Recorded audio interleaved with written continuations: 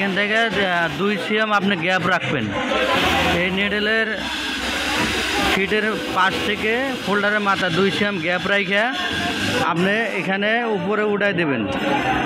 এখানে সর্বোচ্চ উপরে উঠাই দিয়ে আপনি ফোল্ডারটা লাগাইবেন। ফোল্ডারটা লাগানোর পরে এখানে একটা যে পাত্তি আছে, এই পাত্তি যদি আপনার না থাকে তাহলে আপনি প্যাটার্ন দিয়ে লাগাই নিতে পারবেন। আর যদি পাত্তি অনেক সময় ওই কাজে নাও লাগতে পারে, জ্যাকেটের কাজ তো নাও লাগতে পারে। আর যদি লাগে অবশ্যই আপনি প্যাটার্ন দিয়ে লাগাই নেবেন।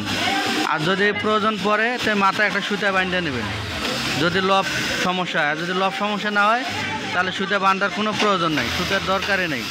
আপনি এই সাপোর্টিং গাইডটা যদি সমস্যা করে তাহলে গাইডটা উল্টা করে লাগাই দেবেন। যেমন এইভাবে আছে তখন এইভাবে লাগাই দেবেন, দিয়ে আপনি সেট করেন মেশিন, আর 100% ঠিক হবে, লব কোনো সমস্যা হবে না।